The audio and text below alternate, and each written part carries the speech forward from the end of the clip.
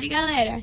Estamos aqui com Ana Clara Siqueira, Antônia Noêmia e vamos falar um pouco sobre expansão marítima. Nosso podcast não tem nome, na verdade, vai ser meio que de volta ao tempo. Daí a gente vai fazer umas perguntas, mas agora vai ser a introdução do que é a expansão marítima, do que foi a expansão marítima, com Antônia Noêmia. Oi, gente, boa tarde. Me chamo Antônio e vou falar um pouco sobre a introdução da expansão marítima e como foi ela em cada país. A expansão marítima europeia foi um dos maiores feitos realizados pela humanidade. E também sobre a liderança de portugueses e espanhóis, os europeus começavam um processo de intensa globalização chamado expansão marítima, como eu tinha falado.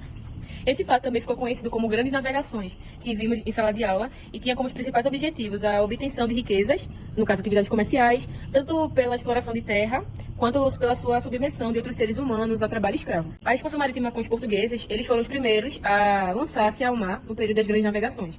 E um dos primeiros motivos que levou os portugueses ao empreendimento das grandes navegações foi a progressiva participação lusitana no comércio europeu, em razão da ascensão de uma burguesia enriquecida. Eles faziam toda a questão de serem burgueses e fazerem parte do comércio. Seguindo a linha do tempo, também ocorreu a expansão marítima espanhola, que favoreceu a conquista de colônias e o fortalecimento da coroa espanhola.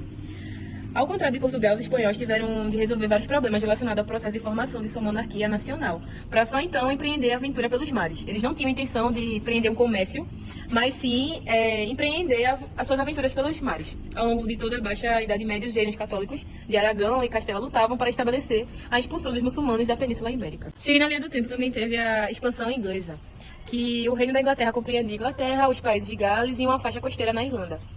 A agricultura começou a transformar-se e até então predominavam as terras comunais que todos os membros de uma aldeia ou condado tinham direito de utilizar para o pastoreio ou para as plantações.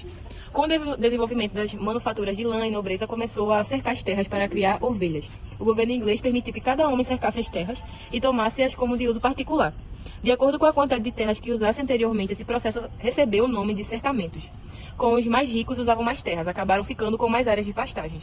Eles focaram em suas terras e não em suas aventuras aos mares, como as outras duas expansões, e nem nos seus comércios, mas sim em suas terras. Seguindo além do tempo, a expansão francesa ela teve uma ligação com a Holanda, a Inglaterra e a França. Os franceses eles iniciaram sua expansão marítima após uma fase de intensos ataques de corso e pirataria, que resultaram por várias vezes em instalações hemíferas em vários pontos da África e da América, por exemplo, aqui no Brasil. Os navegadores franceses dirigiram-se para a América do Norte e, nos finais de 500, estabelecem as primeiras colônias da França no Canadá. Agora eu vou fazer uma pergunta direcionada a Antônio. Qual foi o país pioneiro na expansão marítima europeia? Bom, respondendo a primeira pergunta, Portugal ele foi o primeiro pioneiro a ter umas realizações na expansão marítima.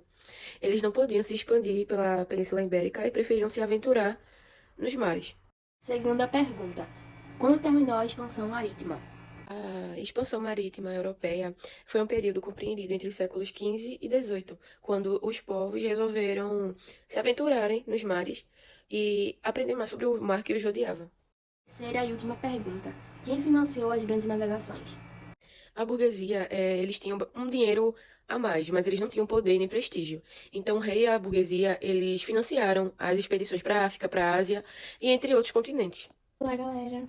Aqui é o Josh Mendes novamente. E eu vou fazer 3 perguntas direcionadas à Ana Clara Siqueira. A primeira pergunta é: foram consequências da expansão marítima? Oi, gente, boa tarde. Então, aumentou e dinamizou as relações econômicas internacionais, principalmente entre Europa e Ásia e Europa e América. Aumentou também as regiões conquistadas e controladas pelos europeus, principalmente na África, Ásia e América. Segunda pergunta: qual foi o objetivo da expansão marítima? Bom, seu objetivo era retomar o comércio direto de especiarias, encontrar novas fontes de metais preciosos e converter populações nativas do cristianismo, que é aquilo que a gente é ensinado desde sempre na escola. E última pergunta: onde ocorreu a expansão europeia? Então, Portugal foi o primeiro reino pioneiro da expansão marítima, lançando seus primeiros navios no mar ainda no século XV. Eu quero agradecer primeiramente a Antônia e a Ana Clara Siqueira por estar presente e por responderem essas 6 perguntas, que foram muito legais, inclusive. E quero agradecer a presença e a atenção de todos os participantes que estão acompanhando. E fica por aqui a nosso podcast. Um beijo e É isso.